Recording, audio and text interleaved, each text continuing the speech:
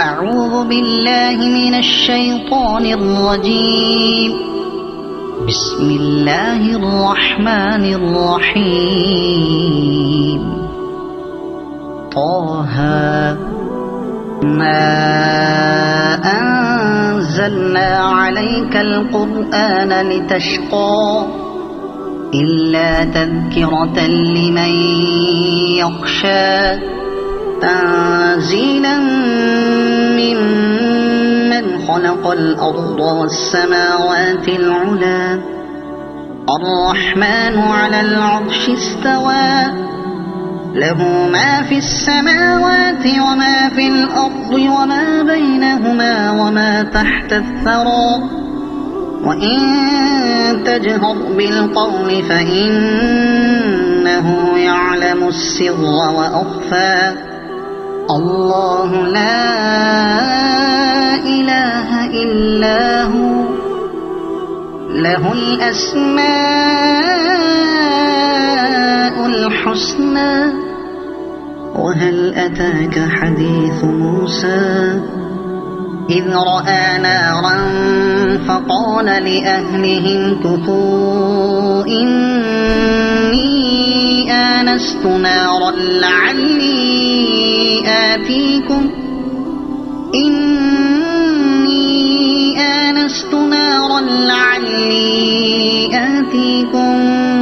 منها بقبس أو أجد على النار هدى. فلما أتاها نودي يا موسى إني أنا ربك فاخلع نعليك إنك بالوادي المقدس طوى وأنا اخترتك فاستمع لما يوحى إنني أنا الله لا إله إلا أنا فاعبدني وأقم الصلاة لذكري إن الساعة آتية أكاد أخفيها لتجزى كل نفس بما تسعى فلا يصدنك عنها من لا يؤمن بها واتبع هواه فتردى. وما تلك بيمينك يا موسى قال هي عصاي أتوكأ عليها وأهش بها على غنمي ولي فيها مآرب أخرى. قال ألقها يا موسى فألقاها فإذا هي حية تسعى. قال خذها ولا تخف سنعيدها سيرتها الأولى واضمم يدك إلى جناحك تخرج بيضاء من غير سوء آية أخرى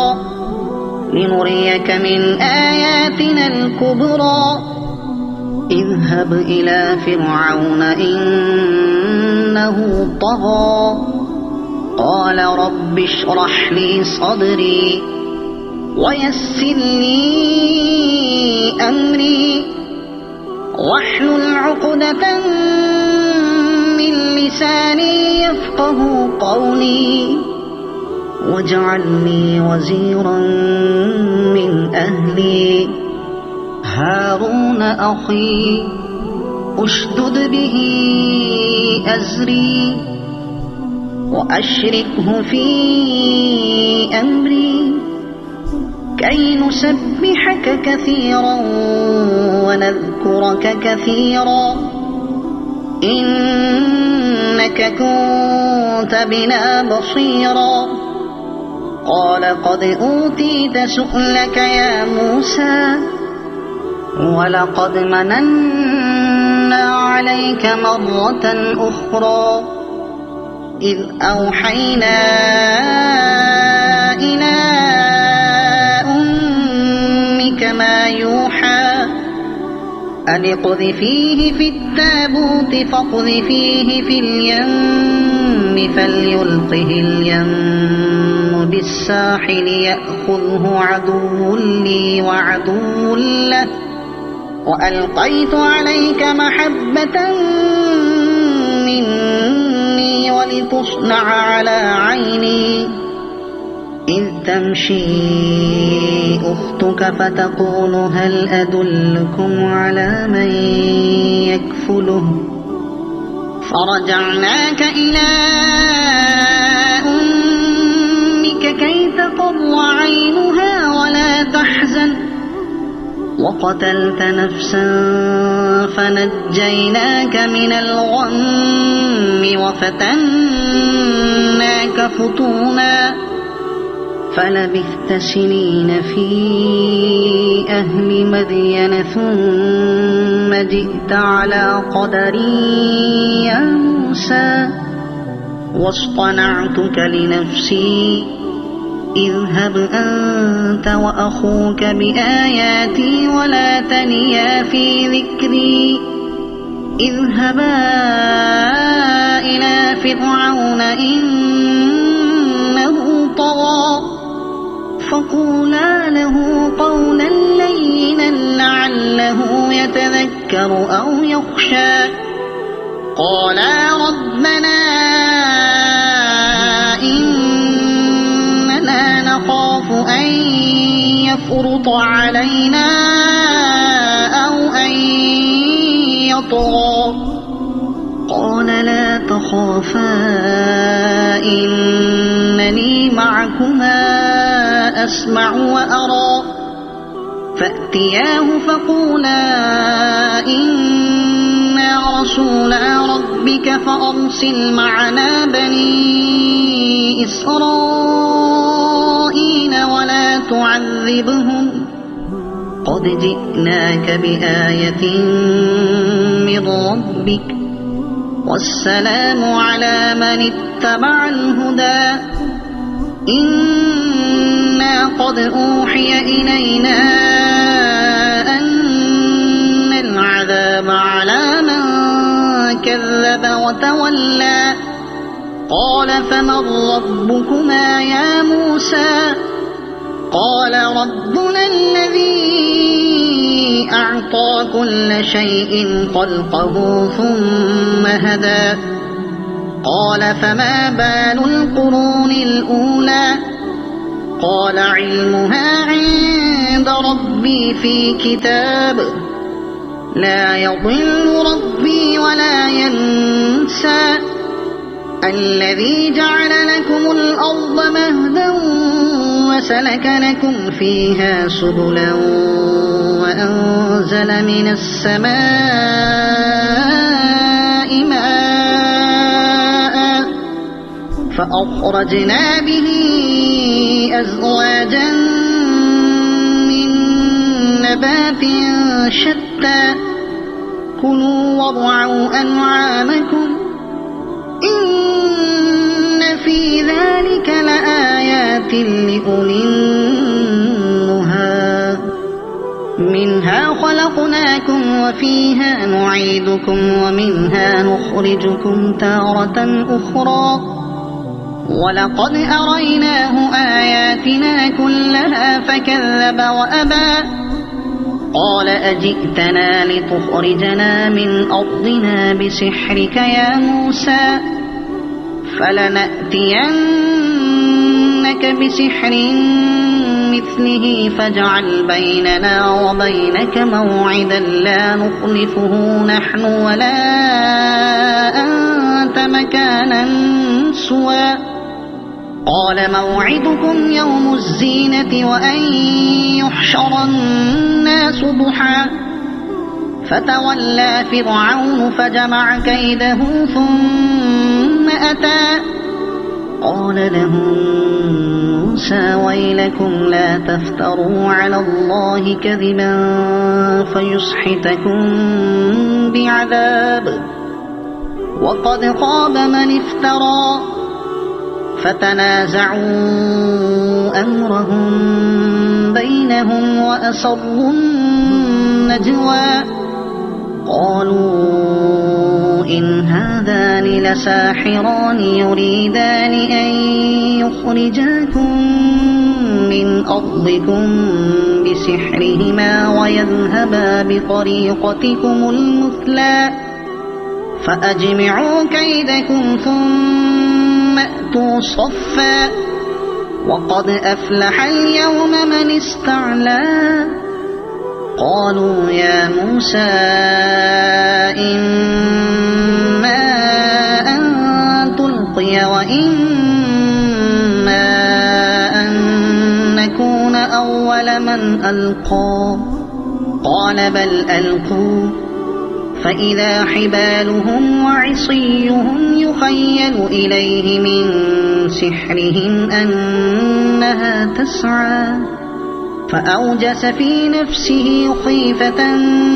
موسى قلنا لا تخف إنك أنت الأعلى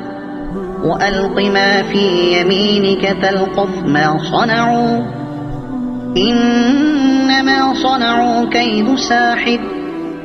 ولا يفلح الساحر حيث أتى فألقي السحرة سجدا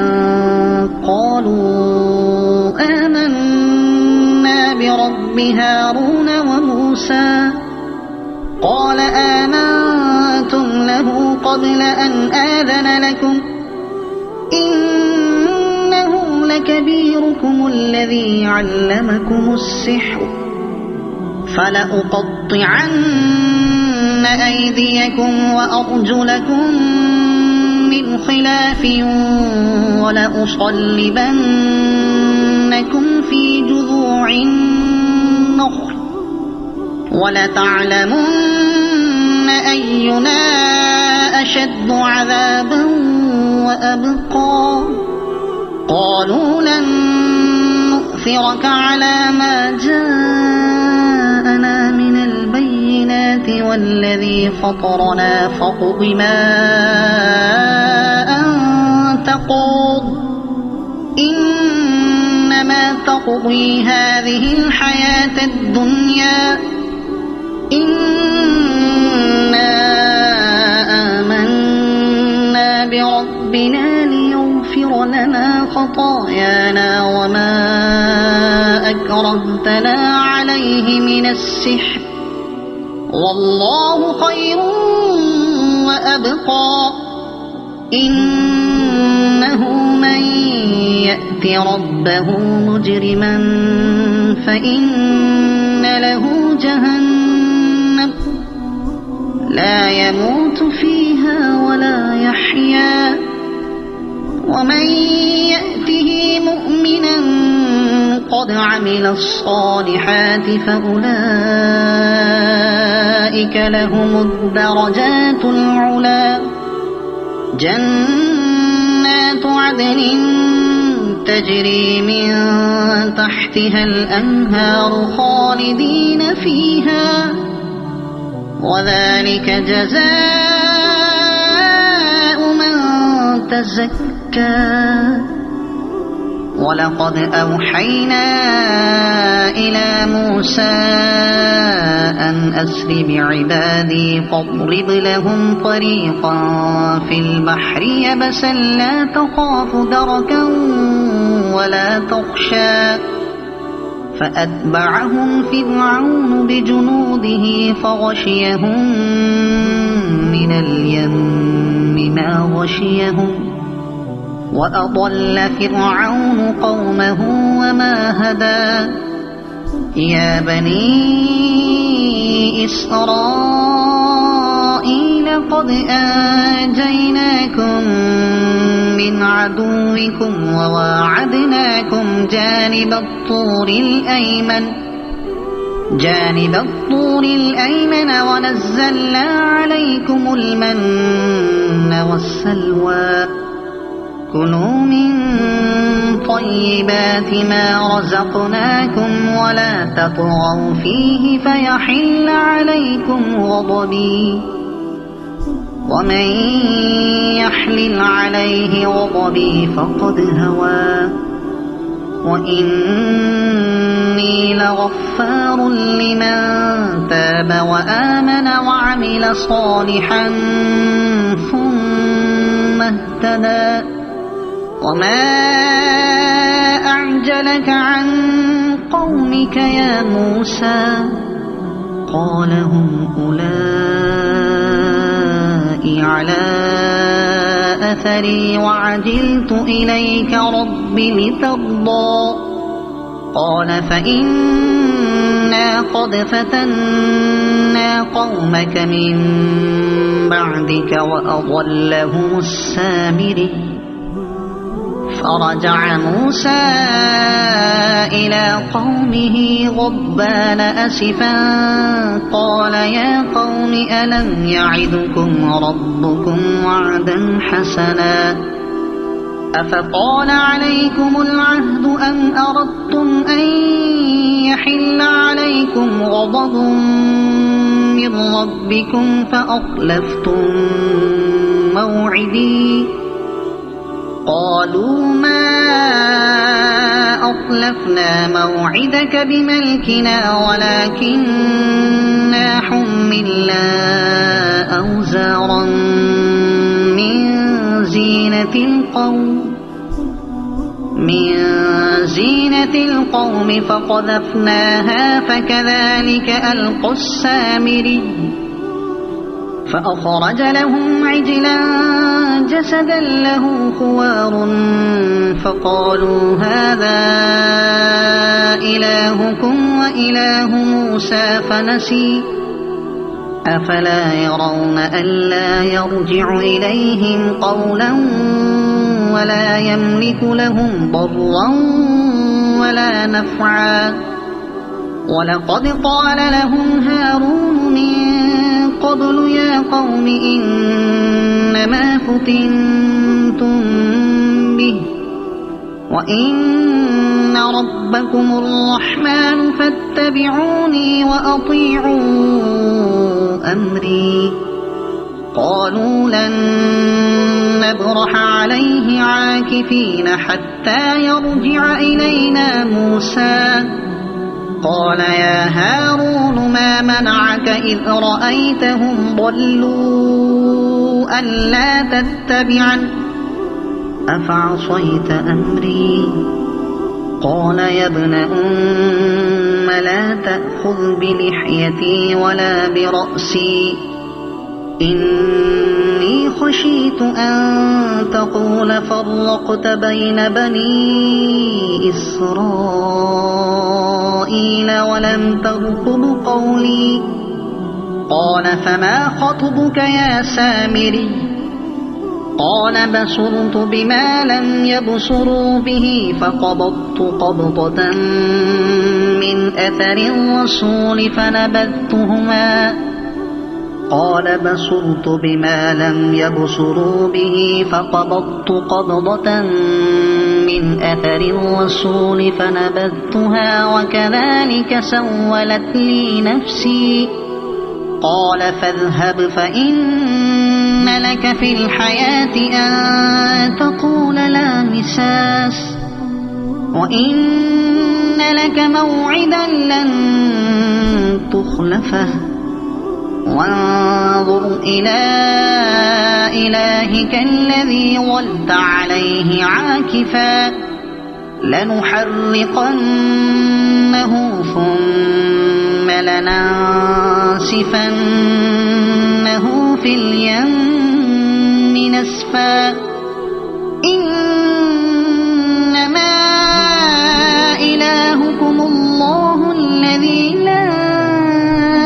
إله إلا هو وسع كل شيء علما كذلك نقص عليك من أنباء ما قد سبق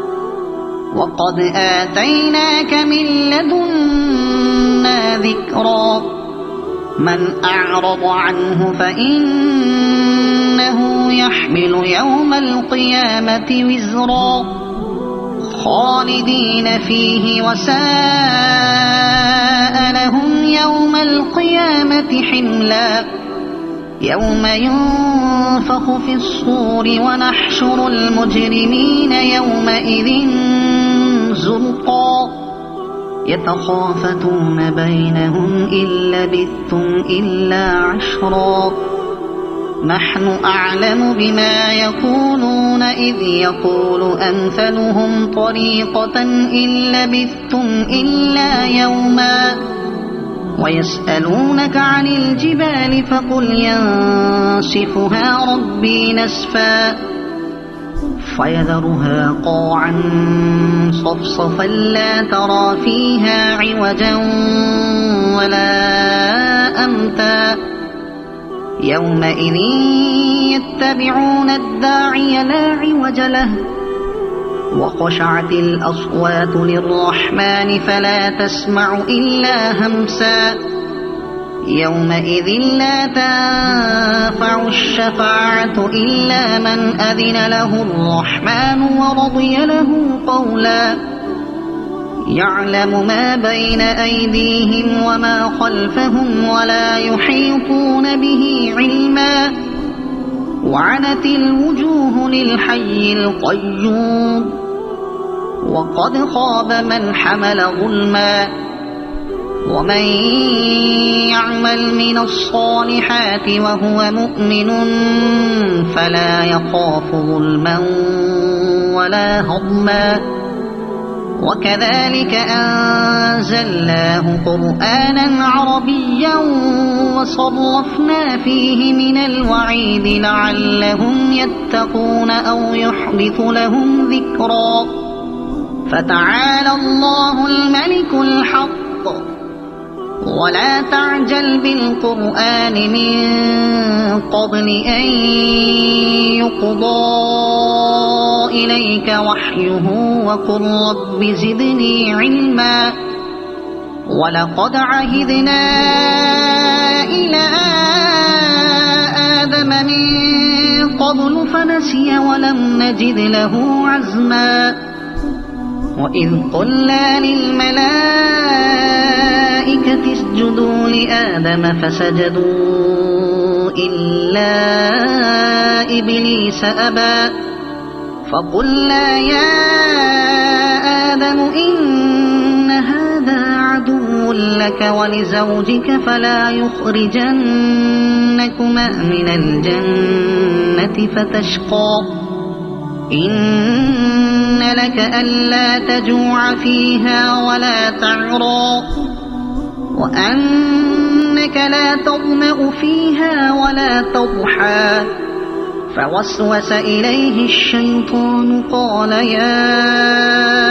آدم هل أدلك على شجرة الخلد وملك لا يبلى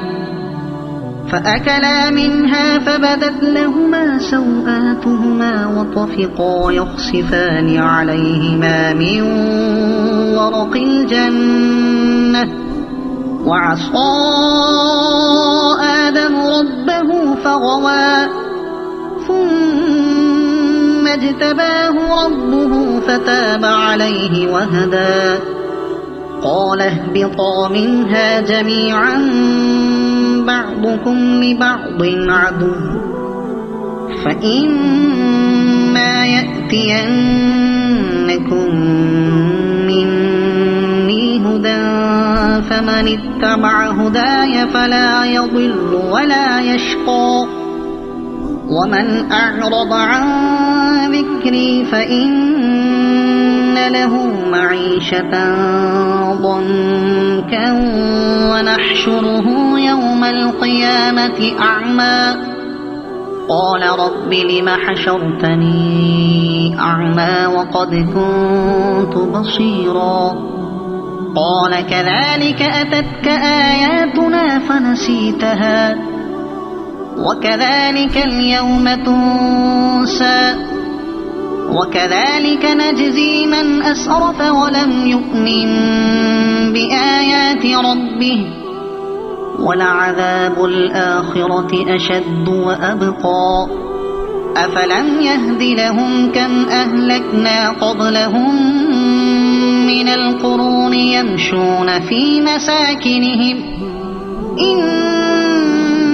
في ذلك لآيات لأولي النهى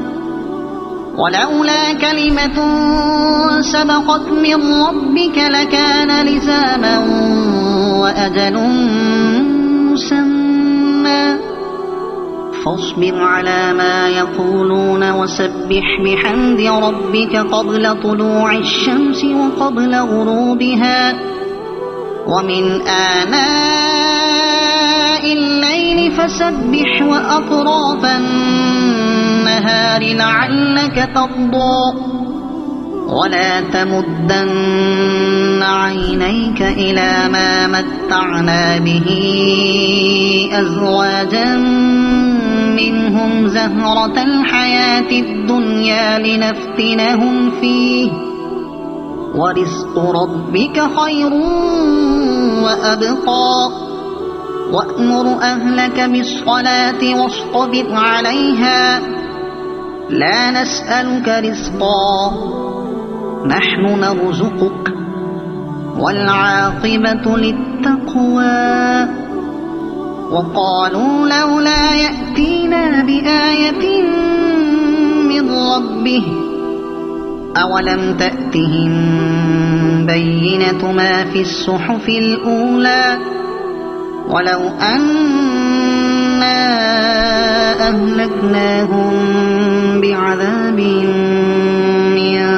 قبله لقالوا ربنا لولا أرسلت إلينا